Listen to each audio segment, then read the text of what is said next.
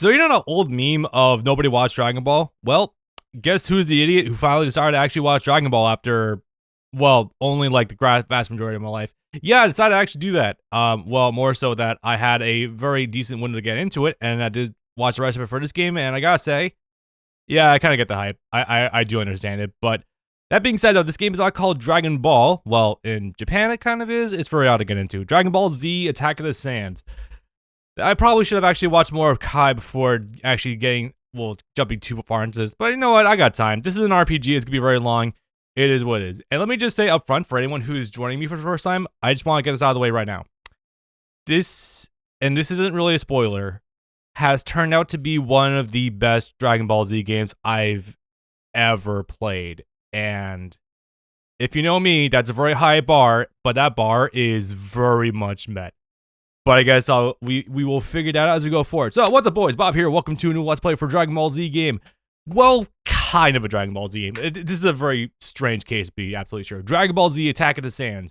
Although, if you're in Japan, apparently this is called Dragon Ball Kai Attack of the Saiyans. I'll get into more details as we go forward. But first and foremost, this dropped on the Nintendo DS in April 29th, 2009 in Japan, and November 10th, 2009 in America.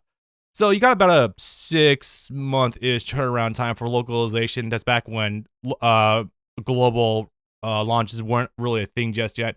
Hell, these days we actually get releases in America before Japan. It's kind of weird how we turn around that so hard. But anyway, this is a very fascinating game. Developed by Monolith Soft.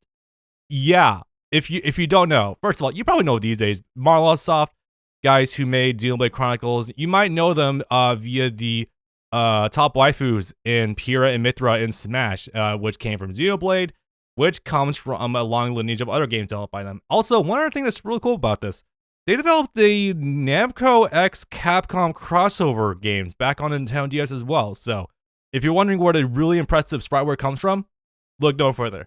So, this is very cool because I have a personal history with Monolith Soft. I don't often talk about this, but I figured, you know what, I'm going to leave a time code when we actually start the game proper. You can just go ahead and skip this spiel if you want, but this is really cool. I do actually have a personal history of Monolith Soft because back in like 2011, I want to say, 2010, one of those, I actually first found out about Xenosaga because a lot of the really cool promotional arts work was really nice. Some of the music was captivating as hell, and I heard nothing but good things about it. Problem. It was super expensive. I think Xenosaga might have been short printed, or it would just was like end up erroneously becoming super rare. So it took me a long time to even get all the discs, but eventually I did, and I had to eventually buy the last game, which is Xenosaga Episode 3, for $50 in 2013, without even the case.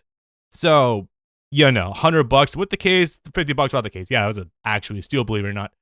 And the most ironic thing is, despite spending over $100 for all three games, I actually have barely played them. And the reason for that, well, first of all, I was migrating more to PS3 at the time, so I didn't really get a chance to play them. But also, just my PS2's on the fritz. But anyway, I think I kept you guys hostage here long enough. Let's go ahead and jump into what is weirdly my first actual true Monolith. Yeah, they are right there. My actual true first Monolith Soft game. Very, very strange way to get into them, but I guess it is what it is.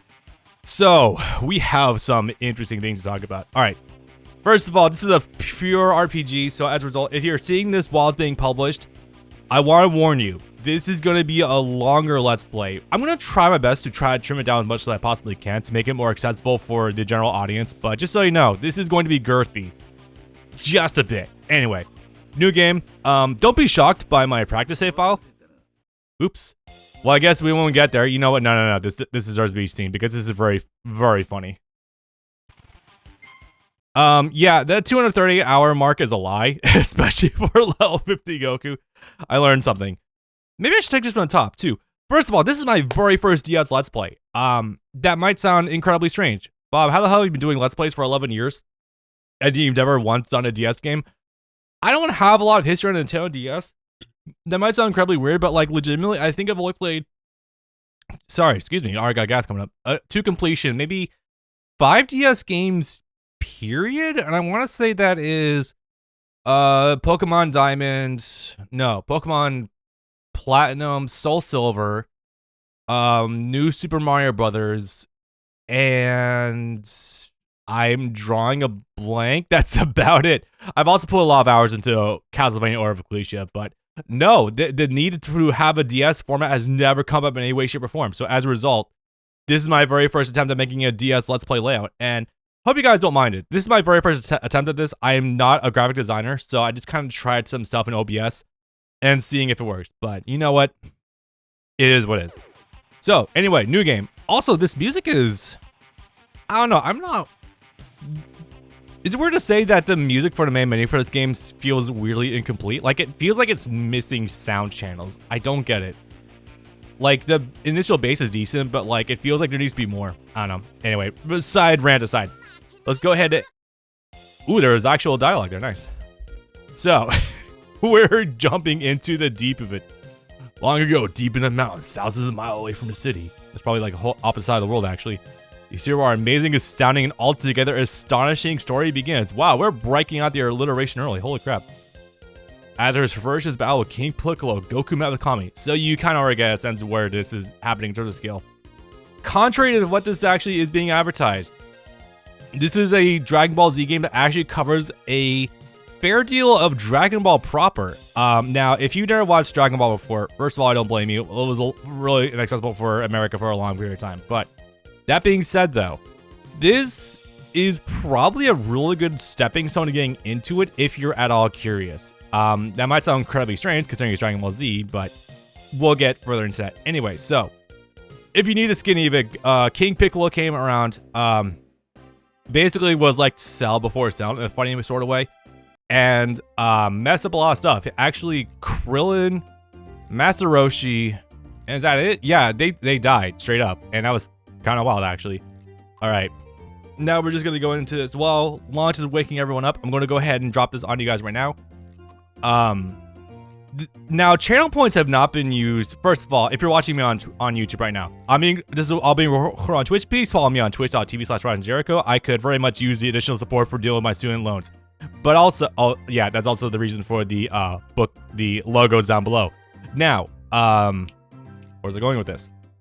Channel points have not been used for my Twitch channel for a good while because it hasn't been coming up recently. I'm mostly just focusing on YouTube practice. But that being said, if you follow me on Twitch, which you totally should, you can use channel points to vote for what characters you want me to use in this game. Now, there is 6 characters, but if you want me to stick to humans, you can do it. You want me to, not solo characters, obviously. If you want me to like bring rotating characters, by all means, you can go ahead and vote for it. Because later on, we're gonna have access to all 6 characters for a pretty good amount of time, so you know, decent. Sure is a cold one today, huh? Yeah, Krillin, yeah, it totally is. And the old, all right, I do actually think this joke has actually held up pretty decently well. So, to clarify, I actually was introduced to the 22nd Tenkaichi Budokai thanks to Brandon just sitting me down and having me watch it for like just like a introductory glance into Dragon Ball to see how much I liked it. Turned out it was really good. Yeah, so for all of you who might not be aware, I am pretty exclusively just been a Dragon Ball Z, GT, and Super watcher for pretty much my entire life. I've never had to get into Dragon Ball proper because just a lack of availability in America, and after a certain age in my life, just not a lot of time. But the 22nd World Tournament with Tien made me appreciate Tien so much more as a character. Oh my god. And also, yeah, Yamcha is the boy. It's cool how nice he actually is. Also, I gotta bump the text speed. Oopsie. Well. So anyway, we actually are opening on some filler ? So there's actually a lot of filler throughout Dragon Ball. If you're complaining on YouTube I talk too much, hey, you should stick around more. You'll be surprised how much I can talk. Especially about this godforsaken franchise. Alright, also, final test for the 3 of them, despite the fact that Tien is not a student of the turtle school. You know what, adoptive father, fuck it. He's not the stepfather, he's a father who stepped up. Alright, so yeah, I need to go into the pause menu to actually crank the hell out of the text speed, as it were. Also, I did see him in chat earlier. Hey Kurt, what's going on?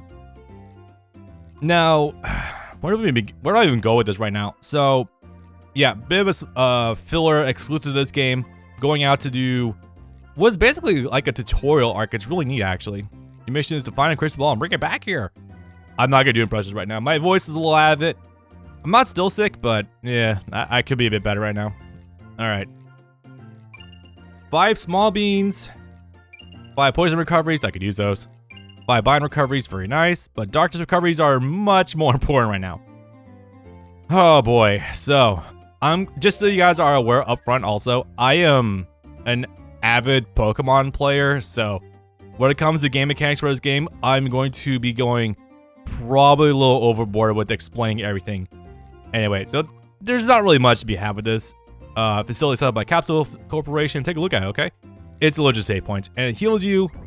You don't need to look too much into it. It's not much more fantasy beyond that. Now, second save file is going to be for this game. I actually still have one thing left to do in the main save file, despite the fact that I have been in this game.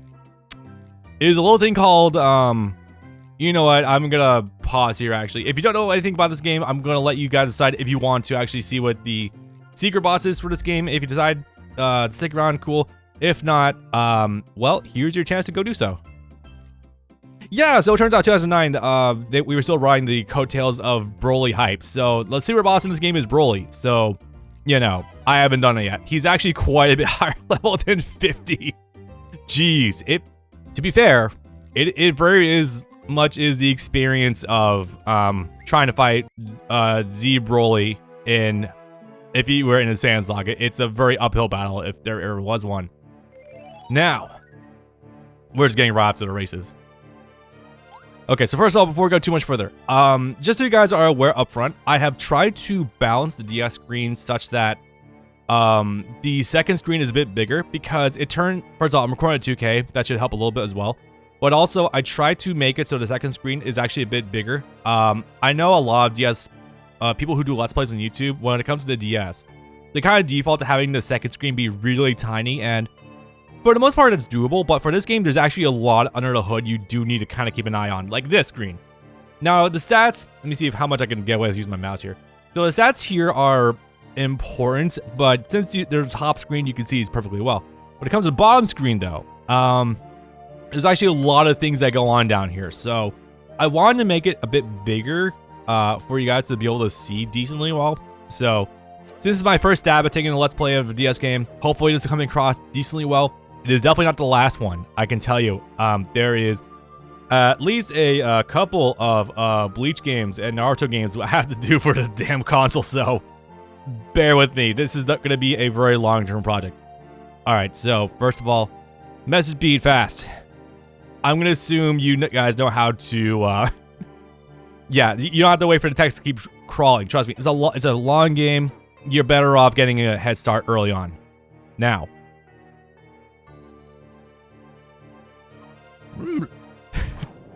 I am not trying to do character impressions right now. Okay. You'll run into enemies during your travels. Battle ends when you defeat them, lose, and the game is over. Always keep an eye on your party's HP level. Very important to note, this is a DS 2009 RPG. If you die during combat, you are booted back to the main menu and you lose all of your current progress. This is extremely important, so you want to save early and often and be wary of encounters. Trust me, I've learned this lesson more than a couple of times. Okay, so this is actually not too bad of a introduction to the game. It's attack enemies, item, use an item, skill, use key launch a skill, defend, so on and so forth. Now, and of course, there's a chance to defend, switching. Jesus Christ, we're still here. We're really covering our bases, huh, guys? We're really still going over this, huh? You know, you'd think we could get this in a more controlled environment, like one thing at a time. Nope, not really. Okay, so we're really just raw dogging all this. Awesome. I'll walk you guys through this. The basic gameplay loop for this game is not too intimidating like what this is actually making it seem like it is. So first of all, you're all level 1. There's no stat investments. It doesn't matter what you pour into. Basically, just go kind of ham it, and you're pretty much fine. I would recommend using Tien's Tri-Beam because it does take a pretty solid chunk off of the opponents. Get the walls of text out of the way early. Don't want it. I'm like, oh, Ultimate Ninja 5 after all. True. If anyone on YouTube doesn't understand what's going on, we've been test driving Ultimate Ninja 5 a little bit, and it is rough with the game design. It's just not accurate at the start. Okay, so later on, I'm going to be fast forwarding through a lot of battles because we can just kind of blitzkrieg through them. But for the time being, we got to actually be very careful about this. Ooh, nice. These snake enemies at the start will actually drop a lot of good stats recovery items, so you're going to want to stockpile on those pretty quickly. Alright, good thing they weren't too tough. Grillin, who are you talking to? Alright, let me just get this out of the way right now. Normally, I wouldn't take that kind of channel to take notes for a game like this, but I will say, special shout out to Team 4-Star's playthrough of Attack of the Saiyans. They are actually, Grant and the other guys, especially Lanny also, like, they are fun. They were great at this game. Like, genuinely, this is a good way to, it was a good way to get my foot in the door for this game. When I'm just sitting at work bored, I just needed, like, ways to take notes. Genuinely, they did really good with this game. Now, that being said, though, choosing to go human only for earlier in the game, not the best idea. But we'll cover that more as we go further. 60. One thing you're going to notice with Tien is that a lot of moves he does, well, not a lot actually. Frequently with him, you're going to see that when he goes for a move, he'll actually take some chip recovery. He's a bit more of a high risk, high reward kind of character, which does make him pretty neat. Now, leveling up. Okay, so if you're not convinced Bob is slightly on the spectrum, you will be after this. All right, so you know what? I'm gonna mute the game music so I can actually explain this decently. So first of all, I want to explain that we're going to be going for certain builds for certain characters. That being said, don't be intimidated by this fact. If you want to play this game in any way, shape, or form, you can go right the hell ahead. I'm not going to gatekeep anyone here. If you want to run Krillin as your heavy mixed offense character, by all means go for it, as long as you have the stats back it up. But that being said, if you look at these stat spreads down here, you can clearly see that the game wants you to push certain characters in certain directions, and they get stats and abilities that facilitate that. So I'm going to be running certain builds for characters, and we're going to start just from the top. So Krillin here, he's going to be recovery, which is this stat, defense, which is this stat, and tech. This is mistranslated. We'll get to that later. But anyway, so Krillin, he's not really good at a lot of things, unfortunately. He's much more of like a stat spreader, kind of like multi-hitter. He plays a lot of roles decently well. I guess you can probably call him like the blue mage of this game in manner of speaking. Or no, red mage. That's it, from Final Fantasy. I'm going to be trying to reach towards some different games so you guys get an idea for what I'm trying to talk about. He does a lot of things well, but nothing exceedingly well. He'll be one of the weakest hitting characters later on in the game, but for the time being, you can make him absolutely hilariously good on defense. So we're going to make him recover. He's going to be focusing on recovery and defense, so he's going to be nearly impossible for bosses to take down. And also tech. Tech is a really bad translation. It actually covers two things. One, your hit accuracy, and two, the damage you do off of like beam type attacks, like key-based moves. Yeah. So his command commands are going to hit pretty hard. Scatter wave is going to be really good. And just so on and so forth. So that's what we're going to go with for him. I'm going to focus on defense right now for him. Tien. Now, him I'm a little more mixed on because he does basically he's almost like your Pokemon trainer with later on getting evil containment wave. I'm not kidding. So the whole ass like Pokemon sub game in this game is wild. But for the time being, I think for him I'm going to focus on tech. Tien could be luck, power, and tech, but since I'm not fully sold on actually doing that minigame, I might just focus on making him into like a tank with excuse me. We're just focusing on power, tech, and defense. You know what? Hang on a sec. Let me actually back up for a sec. So I wanted to show this really fast for you guys. First of all, hi. I actually got this build from GameFAQs from like many years ago. Shout out to this guy Zero of Britannia. Funny that we were just talking about Kokigas earlier as well. But no, he actually did post like a pretty decent spread for characters. I'm going to be following this to a T because this actually does do pretty well in terms of keeping you ahead of the curve. So don't have to worry too much about that. Anyway, back to the DS. Where is it? There we go. So, in terms of what I want to run with them, I would actually almost want to run luck because luck is a very funny stat that you can do some neat things with. But for the time being, I've learned my lesson early game. I'm going to have him focus on technique. Screw it. Yamcha. Yamcha, if you haven't grown appreciation for him by now, thanks to like Dragon Ball Fighters, you're going to grow appreciation for him. I mean, I'm going to absolutely make sure of it. I'm literally going to hold a gun to your head to make you like Yamcha. But anyway, joking aside, he's going to be basically our glass cannon mix sweeper. It's going to be really cool. Tech, power, and accuracy, which is a little bit of a mistranslation on his part because this is going to just be power and tech. We're going to focus on power for right now. Need to raise tech to raise his accuracy as well, but worry about that later. Whew, now I actually catch my breath. Now let's actually keep going. Yeah, I just have to get that away early because of the fact that, well, it's an RPG. The game actually does have a pretty... It's a little bit difficult towards the back half. I'm not going to lie. Actually, no. Towards like the 30 to 50% of the way through the game mark, the game is actually kind of hard. Whenever you're not using Goku, the difficulty kind of spikes, especially when you're only using one character. Just so you're all aware of that fact. I'm going to be micromanaging a lot of stuff for this game, but it's all to help you guys get into the game quicker and also so we can make this more fun. That being said though, fast forward. Is there a flashing rock? Yes, I do, Krillin. Go up to it and you can use a key blast to destroy it. Press the B button when it's flashing to start building up your power. When your power is full, the key meter will light up. This is just environmental interactions. It's not nearly as annoying as HMs in Pokemon. You do not have to worry about that. But yeah, he charges up the Destructo Disc. It's kind of cool. Also, this is going to incentivize backtracking because certain obstacles can only be destroyed by stronger key blasts later on, which you get naturally through the course of the story. Nothing too crazy. What we got? Phoenix Feather. I'll give you a hint as to what that could possibly do and why you want to stockpile that as soon as possible. Yeah, genuinely. Really good. Also, in terms of your stats recoveries, I recommend stockpiling Darkness faster. I think it feels like that's way more common than the other stats elements you actually get hit by. It's kind of weird. All right. Next up. We have a fork in the road. Something else near. Wild Ghost! All right. Now we explain attack and special attack for Pokemon, basically. So, there are several kinds of attacks you can unleash. If one attack doesn't seem to work, try another attack method, such as skill or item. I'm gonna be real here. I really should have been experimenting more with items throughout my game. Damn it.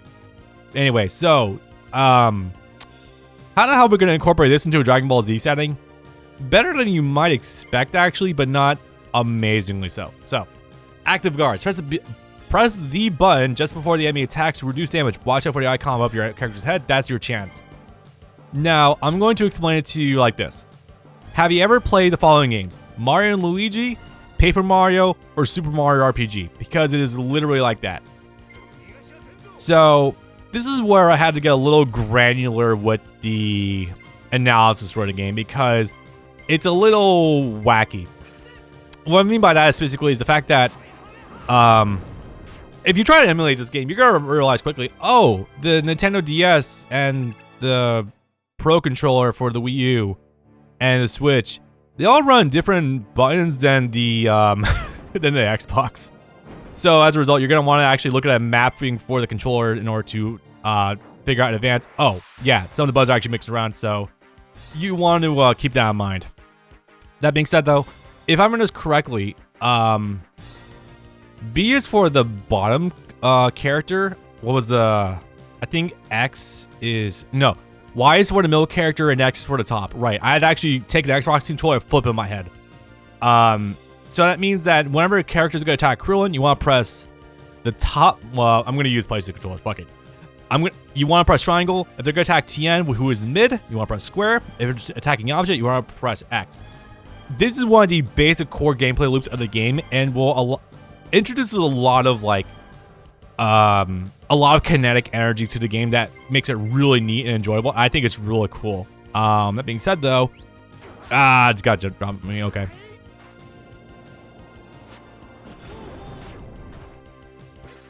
All right, this should kill, I think.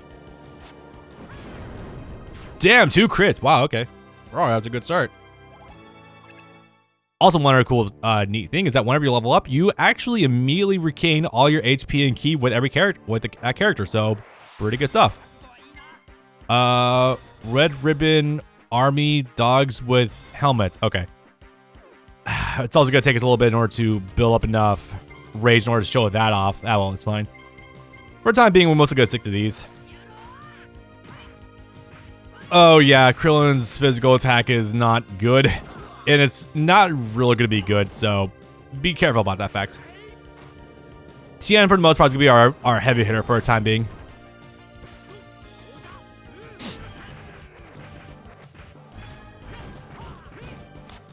Also, let me just say straight up, Wolf-Fang Fist with Yamcha is like probably one of the best attributes a character can have for the human characters. I'm gonna be real here. Yamcha is absolutely devastating later on. So Krillin again, his speech is gonna level up naturally throughout the course of the game, which is really good because that'll allow him to quickly get heals off for all your characters. Really good stuff. Did we level up? We leveled up the defense before, so let's go. Let's split between recovery and tech. All right, Yamcha. Time to level up tech because gotta get the accuracy up. The sooner you boost his accuracy, the better, honestly. All right, let's see here. Another item. Also, yeah, for the time being, while you have all three of your main characters or human characters, you want to be going in and trying to do stuff with them. What the hell am I trying to say? You want to actually use them to amass some levels on your main characters first. So, because the following chapters, each of them is going to go on their own training arcs, and they will be by themselves, which makes combat a little bit of a pain in the ass early game. Yeah, pretty good. Ooh, all right, cool. Yeah, I like the idea of luck-based TN, but since I think I'm basically gonna give up on the idea of trying to get the rewards from Kami for collecting them, collecting enemies, yeah, I'm just gonna go with other stats for him. So let's boost his power. I think I am gonna run TN as a tank. Small bean, cool. All right. Yeah, I think I got my rotation basically down pretty good. All right, nice. You're gonna grind here first then. I'm gonna try to fight as many enemies as I possibly can, but I'm not gonna grind outright. That being said though, I probably should. That might actually be a good idea. No, I'm just gonna redistribute some stats in order to make this a little bit easier. There we go. HP capsule 50. That I think recovers you by percent-based amount of HP, I want to say. Yamcha can actually do physical attacks. Yeah, for the time being, I think just using, or rather focusing on Tien using Tri-Beam is a pretty good strat. Really high damage, only hits him, chips him out a little bit, but you actually recover most of the HP through just passive recovery as it is. All right. Kamehameha Wave, Tien, Tri-Beam. Let's actually have Yamcha conserve a little bit. I say, but I actually, kind of need some stuff. All right, here we go. So one cool thing about Yamcha too is that for early game up until level 30 or so, he's gonna get a massive amount of speed. So with that knowledge, you kind of want to invest into his, you know, his physical power and his accuracy. So as a result, legitimately, he will be one of the best hitters in the game outside of Goku himself. So kind of decent. All right, let's see. Giant snakes. These things can hit you with at least poison, maybe blindness. So be careful about this. Okay, he's running out of ki. Oopsie. That's why Yamcha's been holding back. Is that enough to kill? Yeah, there we go. Fuck. Of course, I'm going to need a little bit in order to get reacclimated to the game. So oopsie. There we go. So, yeah. Once done for... Yeah, let me just explain it early. So, characters in the game also have HP and key stats. HP, I don't really need to explain, is fundamental to pretty much any, I'd say RPG, but also JRPG. Yeah. You run out, you die. Ki, however, is basically more like your mana, or FP, or power points from Pokemon. It literally just like your ammunition, pretty much. It's one of your key resources. So you want to be very careful with that. Let's get defense for you. Yeah. That being said, though, also you don't HP naturally regenerates between phases of combat, or rather between turns. Ki does not. It only initially responds through item usage, resting at a save point, and maybe one or two other resources I'm not thinking of offhand. Oh, I held guard. Oopsie, that's fine. This is fine. Nice. Yeah, it's one of the key. This is one of the best things about using emulator for this, the fast forward button, because otherwise this game can get kind of girthy. Yeah, it's just attack. Also, I need to get the poison off Yamcha because otherwise that's gonna suck. Again, this is one of the reasons why I had one really good aspect of playing any RPG is that it really there's a lot of like key features that you don't really think about offhand. One of them being that whenever you do battle, you get like 4 rewards at any given time, which is money, XP, something, item drops, and in this game, AP, which I will go over momentarily. We gotta take care of this one first. She can get actually kind of rough. Also, yes, female ranger character. Yeah, she can get it. She's pretty good. Will actually do anything? Cool. And that should be it, I think. Yeah. So trust me, anytime early game you can get into a combat, you're going to want to do that. And here we have a funny thing. Hi, Bulma, who is in a tube top, which looks pretty good, not going to lie. Alright, and she erroneously left some capsules here. Okay. And a darkness card. These are awesome, and I guarantee you will be using them for pretty much most of your early game. They are actually very good. That gas mask passively on the field makes so you don't take contact damage from like poison mists, which is right in front of us. And the darkness card is really good. This gives you basically free wins. And what I mean by that is sometimes in combat you'll spawn, or rather combat will start, and you'll just immediately hit your opponents with darkness. And this lasts for like 3 turns roughly. So yeah, that drastically lowers their oopsie. That drastically lowers their accuracy. So you get basically free wins and free resources, not too shabby. Now you got it, thank you. Alright, standby refers to how effective the item is when not placed on the top of a slot. For example, the gas mask only boosts your poison resistance half as much when used on standby. Yeah, this allows you to run some pretty finicky builds, I guess, later on. So, you definitely want to take advantage of this fact. Oh yeah, this is going to be pretty good. Tri-beam, Wolfang fix on back. I think we start busting out a little bit. Ah, Dan took more hits. That's fine though. If you're near a save point, you can just kind of hammer the fast forward button. Not sure right, Rats Arg Bulma's here. I don't know quite so much about that one, but yeah, more or less. Yeah, I'm gonna try keep his tech roughly tied to his power growth, so that's gonna be pretty good. Whatever. Oh, that sucks I overwrote that file, but I guess that's kind of nature of the beast. So, I was gonna use that file to practice and eventually be able to kill off Broly, but apparently I just overwrote by accident, so oopsie. Is there a way I can roll back that save state? Whatever, it's fine. That was your exact outfit and haircut when Rad showed up, minus the white coat. Yeah, I was gonna say, the white coat's the only missing factor there. Excuse me. Recovery.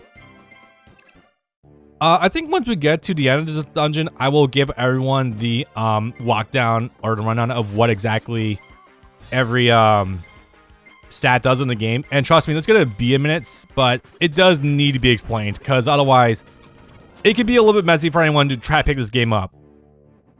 Translations are the reason why. Let me put it that way. There we go. Yeah, you can see that I'm actually so the cool thing about the guard system is that it's actually kind of lenient. It's not like super precise, but the trick is like when enemies delay their attacks, that's when it gets kind of rough. Kamehameha, Tri-beam. And there's one thing I learned from my prior run is the fact that we need to start using AP immediately. I'm not making that same mistake again. All right, Tian. His tech is growing pretty fast. God damn. I didn't realize he gets +2 this quickly, so that Tri-beam is gonna hit pretty hard. Holy fuck. All right, now before we go up to the end, there is definitely not gonna be a boss there. I will just say that. Do you have any items? Not yet. That's totally fine. So instead, we're gonna go over here. Skills. Now, skills. is something I have sorely underutilized in my first run through this game, and I am beating myself up so hard for not doing so. Okay, so let's come over here. So skills allow you to A, learn new moves, B, get stat ups, which is pretty good, and C, allow you to get access to ultimates, which is pretty decent. Yeah, I'm not saying no to any of that actually. Now, these are your ultimates, which are basically locked behind your rage meter, which we haven't even gone to the rage meter yet. That's gonna be very funny.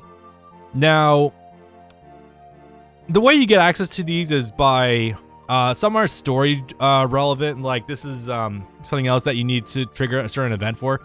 This one you can just do by getting some various things. First of all, leveling up Destructo Disc to level 2, pretty easy. Yes, Krillin can use Destructo Disc as soon as just like in Dragon Ball without even getting to Z yet. So yeah, pretty cool. Also, I guess on that same note, can I show it off early? No, I can't. Characters do actually get attacked a lot earlier in this game than they use in the show proper.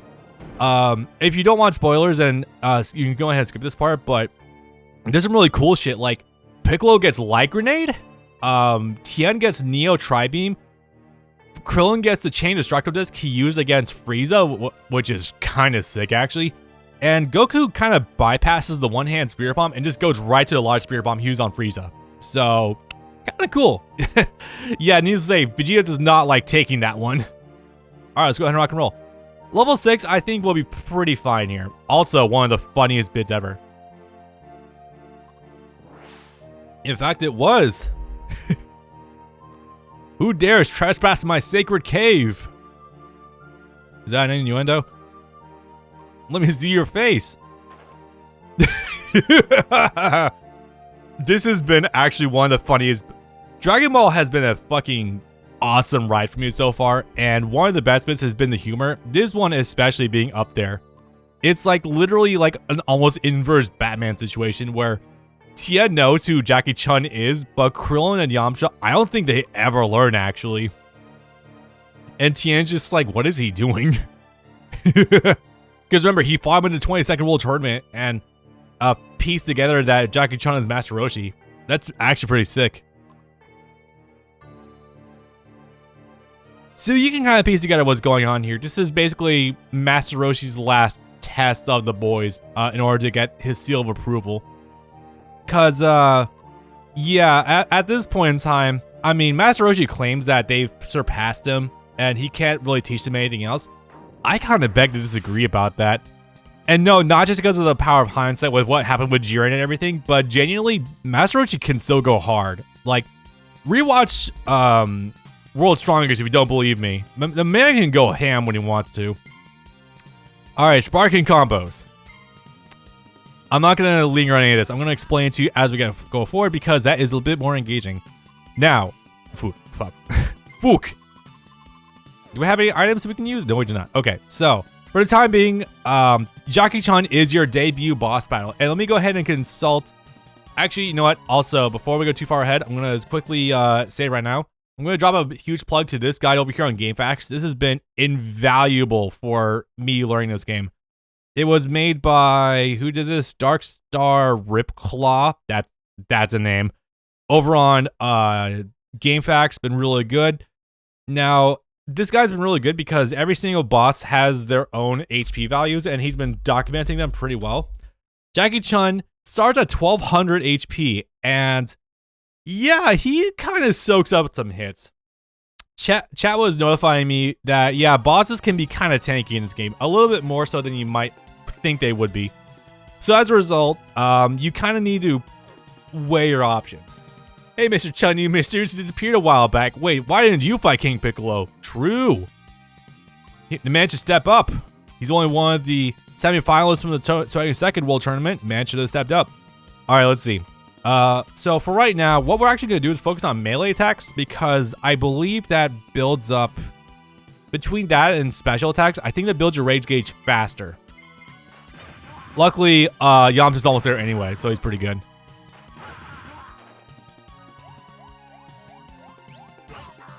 Yeah, he really just goes in and tries to do like Drunken Fist style. I think someone mentioned he did that against Kid Goku. That's really funny.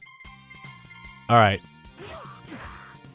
This is again where this is where you need to start paying attention on defense, because Jackie Chun does mix up the timings of his attacks, so you need to be on the ball about that.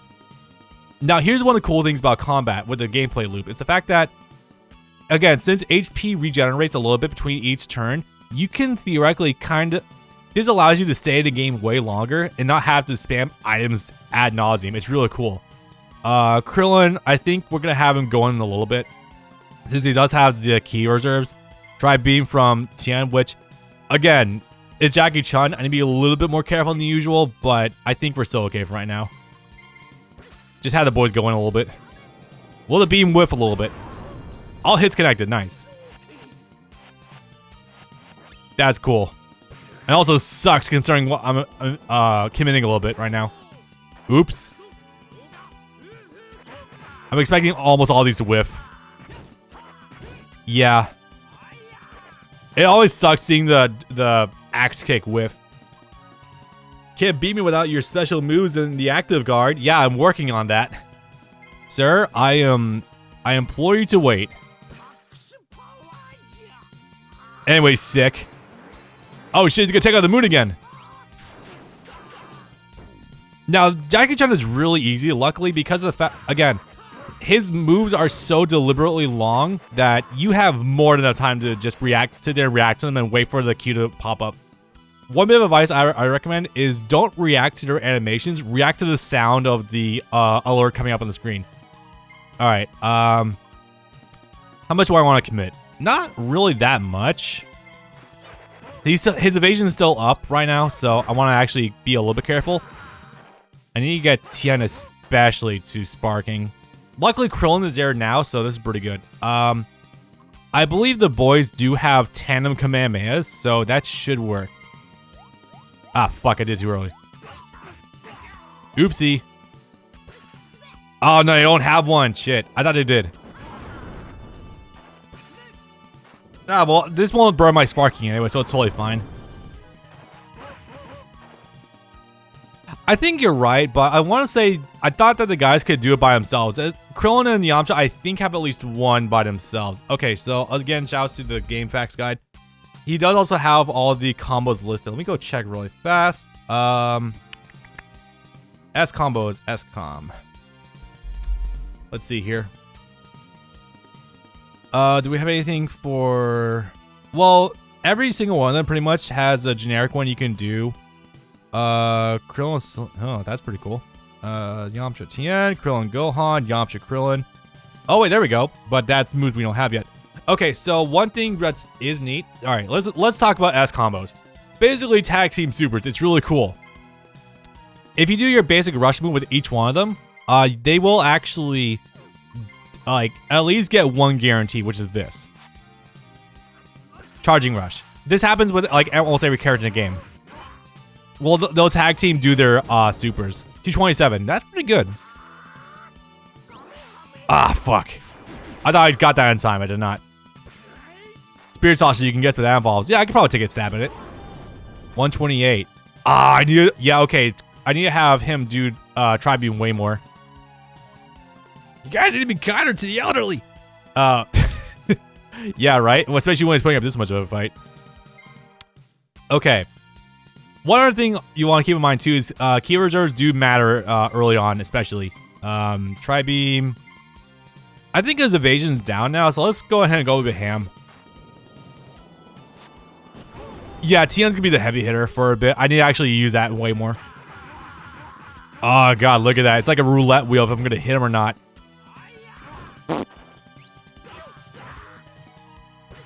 Again, you might not believe me this early on in the game, but no, Yamcha is one of the best units you can have in a game. Like, outside of...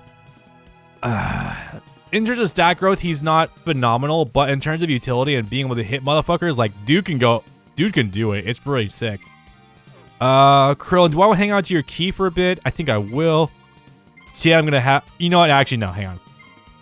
This is why I'm gonna start utilizing what I'm actually using Krillin for: defense and support. So, gonna have him actually recover Tien's key a bit, Tri-Beam, and have you just regular attack, fuck it.